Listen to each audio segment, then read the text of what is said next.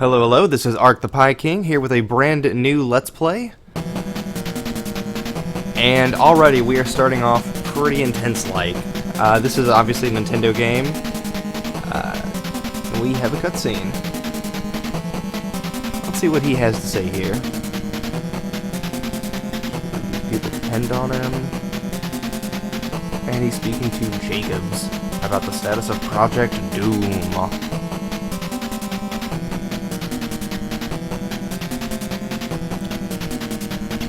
Oh no, one of the subjects escaped, and they haven't been able to locate it.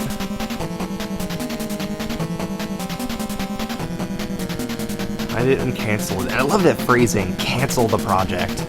You know, that's such an interesting way to, you know, say eliminate or delete it or kill it or what have you. Destroy it, as so many NES games were fond of. Saturday morning cartoon-like. He spends most of his time with them. So vague. Whatever could they be talking about? What's going on here?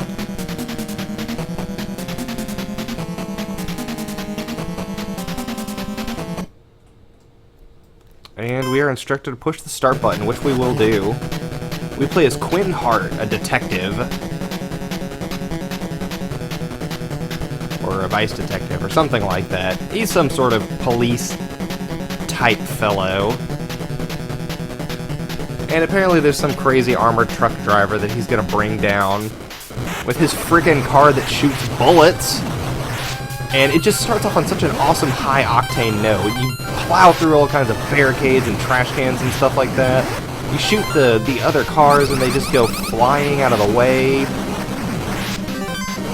You pick up power-ups, which we will actually be going over a little bit later. I have no idea what those things are supposed to be. Collecting these coins, collecting 100 of them will net you an extra life. You know, pretty standard fare for the NES days.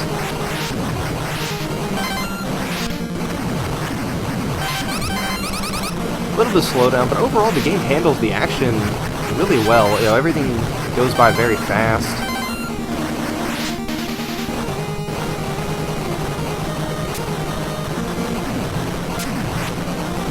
And first boss is down. Yeah, he definitely was not too hard. There's not a lot of challenge in beating him. Look at that sweet flame in the back. That character wears sunglasses. That's how you know he's cool. Reckon with this guy, but his hands? Oh yeah, definitely not a human driving that. I've never seen hands like that before.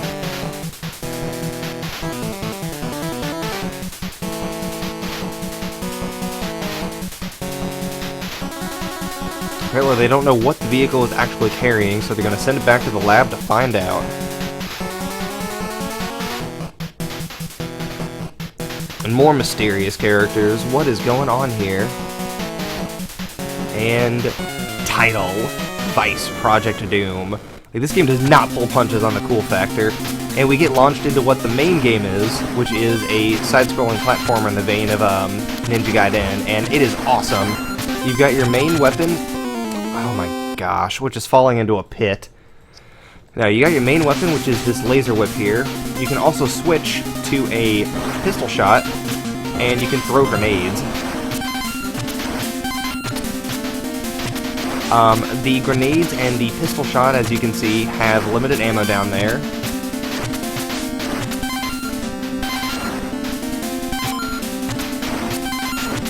There we go. And the cracked girders will crumble away, as you saw me die to a second ago. And look, everything is cracked here.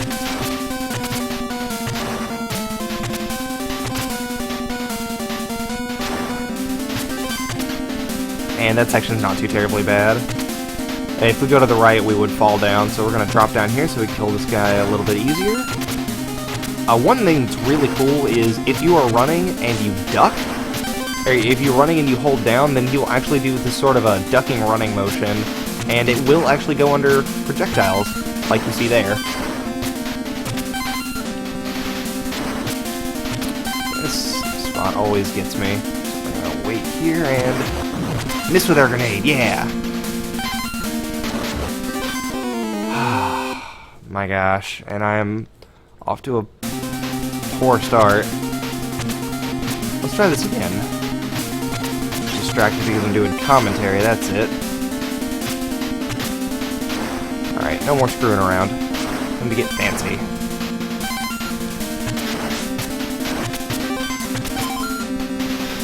Normally the knockback's not that bad. If you get hit, you don't normally go flying into pits like that.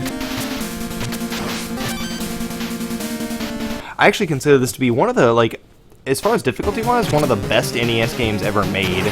Like, it's never really unfair, which you wouldn't think considering that I've already died twice, but those were my fault. I don't feel like it's nearly as hard as Ninja Gaiden, which is frankly just too much. And it's not super easy like, I don't know if you've ever played the Japanese-only Felix the Cat, but that was a really easy game. So, it's right in the middle, and I love it. Oh, and it's Sophia. Christy asked to check out that stuff.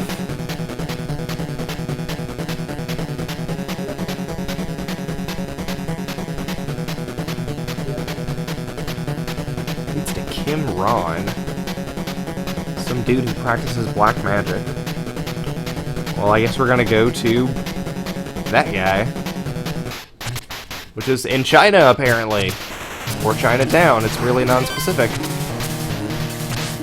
One thing that always confused me as a kid was I always thought B stood for bombs and the G stood for gun, but it's the opposite. The B stands for bullets and the G stands for grenades. So, I was always really confused picking those up. I was like, why is it giving me the opposite? Is the game bugged? But no, I just had the acronyms wrong. The fire does hurt you, of course the dogs hurt you. Or, I think those are dogs, but either that or really, really big feral cats.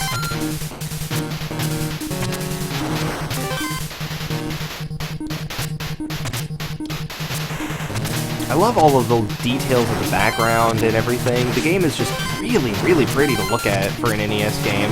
And the cutscenes are so well done too, even if, you know, the story is super nonsensical and cheesy.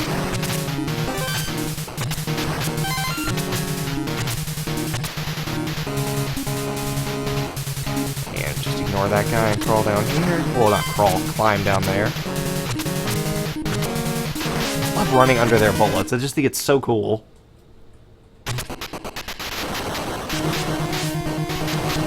And this boss is just super easy.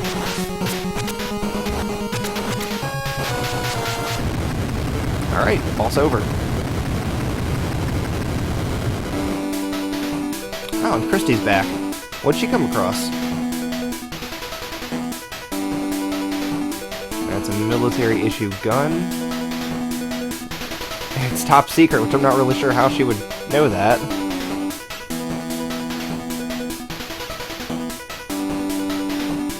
Oh, sweet, we're gonna find out what's in the stuff. Nope, no we're not.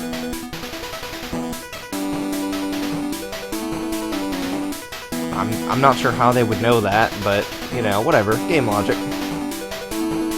South Central America.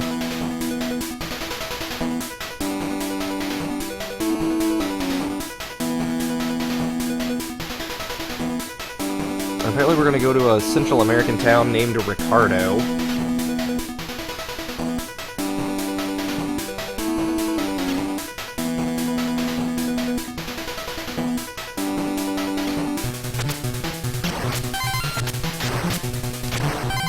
I really like those enemies in the Chinese-style hats, because they don't start running at you until they get closer, which, you know, you have to really have your timing on point to kill them since it can trip you up, and I don't know, I just think it's fun.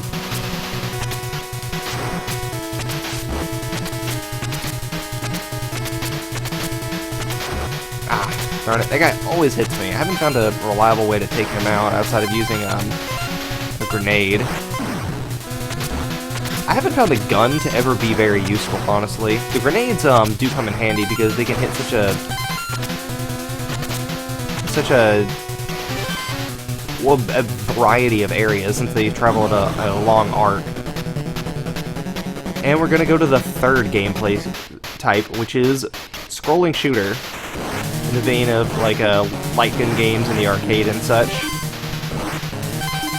or like Gotcha, which actually is on the NES.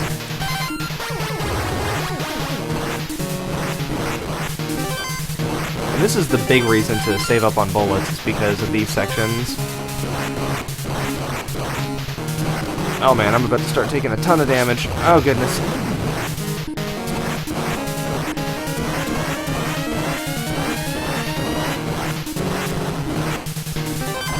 That's okay. I've got plenty of bullets, and I just picked up that chicken, which is full health.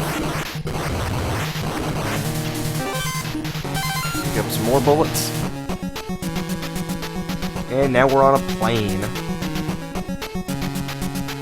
And we find out that Hart used to be a mercenary. A little bit of backstory for him. I really like this stage, mostly because the birds are actually easy to deal with. And that is such a far cry from Ninja Gaiden. I know I keep referencing Ninja Gaiden a lot, it's because this game does pull a lot of influence from it, but I honestly think that it kind of perfects the formula. Like, the game does not go out of its way to be cheap or, you know, Nintendo hard. It emphasizes being fun. And I think a lot of that has to do with the laser whip having such a huge hitbox.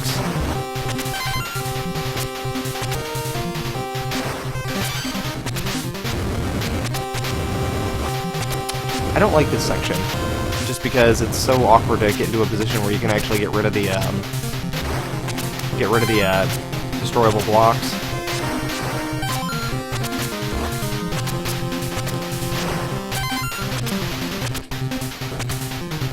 Yeah, I also hate this section because it can be kind of buggy to land on the logs properly. It's really easy to fall through them, oh my gosh, like that.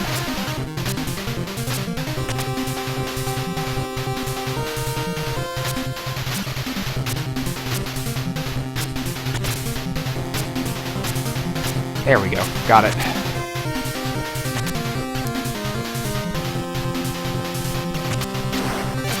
Uh-oh. Oh, good. I didn't die. Thought that was going to be a game over there. Game overs aren't too bad in this game. You just go to the beginning of whatever section you were at, so you really basically have infinite lives. And that's a feature I would have loved to have seen on more Nintendo games. The live system is just really archaic and more of a holdover from arcade games than anything. Ah, darn it. Oh well, no big deal. As I said, you just start back here. The one thing that does bite is if you'll look, my inventory, my bullets, my grenades have been reset back to the default, so you do lose those. There's a little bit of a penalty, but it's not, you know, not anything that can't be dealt with. It's not like I've really been using them up to this point.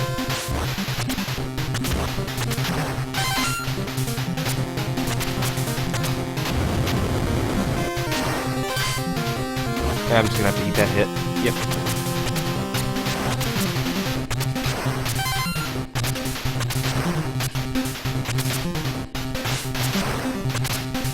Look at that. That was some smooth platforming there, if I do say so myself. Make up for the, you know, 4 times I've died now.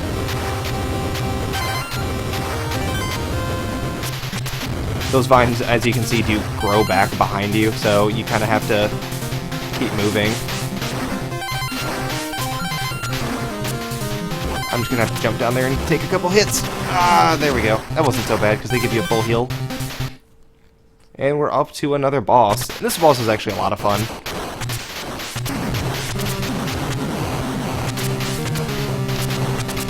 You have to hit it at the tip of its... I don't know what you would call that, because it doesn't shoot anything from it, so it's not a cannon. I'm gonna call it the snout. You have to hit it in the snout. Alright. An El Grande welcoming party. Feels almost like home. Look at this guy, he's so cool. He's so 80s cool, even though this game came out in the 90s. It's amazing what they can do with Brick these days. He's such a sarcastic, snarky fellow. I love him. But alright, on that note, we're actually going to go ahead and end this episode. Should be able to finish this one up in 2 or 3, I believe. Thank you for tuning in, and I hope you have a great night.